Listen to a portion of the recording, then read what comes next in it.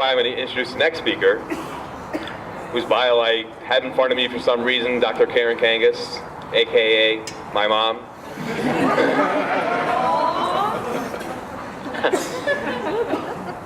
My mom, who I mentioned earlier in my speech, went through hell, but she got through hell. And she went on to do such amazing, amazing things in her life and has been an inspiration for me every single day. I mean, I can tell you about Clifford Beers, Robert Sherman, Excellence in Advocacy, all these different awards, Dare to Be Different awards. I mean, it's just so many awards, but we know what she's done.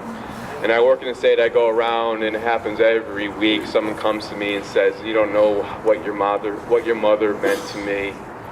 When people were abandoned in psychiatric hospitals, left alone, she sat and held people's hands.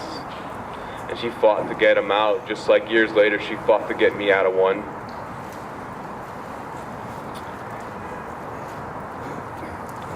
She lives her message every day. She fights for people every day. It doesn't have to be her son. She fights for people every day. It's an amazing inspiration. I'm really proud to bring up Dr. Karen Kangas.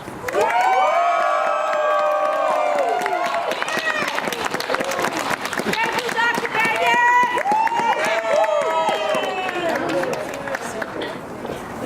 Kangas! Thank you. It's great to be here, and actually it's great to be introduced by my son, Darren. It's quite an inspiration, and he's really responsible for absolutely putting all of this together, because he's really, it makes me think about being young and energetic, and I know I had that at one time, and I guess I still do, because I still want to fight that fight.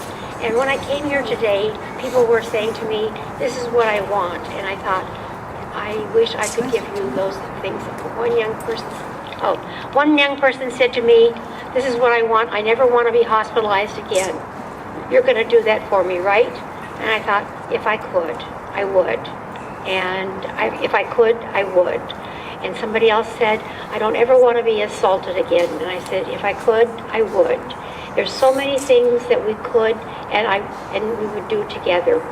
But I want to take you back to a time, and I want us to think about some things that have happened in Connecticut and some things that we don't want to ever happen again. And I remember a room in Middletown, Connecticut in 1989. And I don't know if any of you were there at that time, but I know many of you were alive at that time. We had a terrible tragedy that happened on the streets of Middletown. And I was in the room when all the press were there and everybody, higher, okay. And everybody was running around saying, "What are we going to do?" And it was awful. It was really a terrible thing that happened. And it lived with us for a long time. In fact, it still lives with us.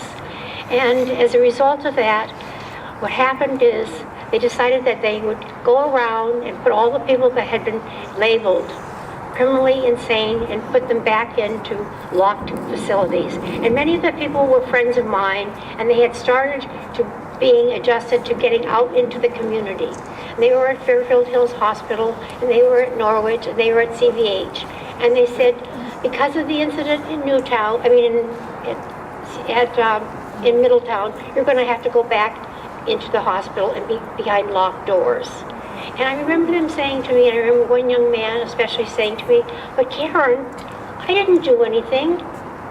I wasn't there." And he wasn't there. And I think about how many times we are guilty by association. And I think that's kind of where we have to think about, we're not guilty by association. We weren't in Newtown either, and we're not guilty by association. Okay, I can hold it? No, I don't mind holding it. So these tragedies have made us all live with feelings of guilty. And I get calls all the time when something happens and they say, "Uh-oh, it's one of us that did it." And I think, oh my goodness, but it's not one of us. I didn't live in Arizona, and I didn't live in Colorado, and I didn't live in wherever. And I have to think, I wish it hadn't happened, but we weren't there, and we're not personally responsible, and yet we all think we'd like to make it different. But we don't want to be punished for the act of one person. We want to make it better for all of us. And so we have to think about that. I know when it happened in Newtown, I had this great feeling because I was a teacher and a principal, and I thought about, oh, I want to go down there and I want to help in a lot of ways. And then when I heard them say, I think we need to take people and lock them back up at Fairfield Hills Hospital, I thought, oh my goodness. No. We're not going to do that anymore. We don't need to do that anymore. And we can't do that anymore. So we really have to look at that, and we really have to think about that. And I get really concerned when people start talking about background checks. And I wonder what's in my background. I know what it is because I've been talking about it for 30 years. And I would tell you that most of you know my story better than I know my own story. But I think, does it still bother me? Probably. There's still people that I probably don't really want to know, and I think it's kind of sad that we still have to think about that background check. And what does that mean? What does that mean for us? And we certainly don't want to be in a data bank. I happen to teach at Connecticut, Central Connecticut State University, and I teach young people that are going to be therapists. And they're really nice young people, and I'm really training them to be really good people that care about us. And I say to them, don't use your clinical jargon on people because they're not going to like you, and they're not going to come back. So you better be friendly, and you better not say what's wrong with you. You better be, you got to be extra special, nice and kind. But you got to know that you want to make sure that people that come to you are not put in a data bank, because if they do, they're never going to come back. They're never going to come back to see you. And sometimes it's really important to go and to talk to somebody about anything. So we've got to make sure that we don't have anybody put into a data bank. And I'm also concerned because I was a teacher for many years of young children. I don't want young children being labeled, and I certainly don't want them being medicated.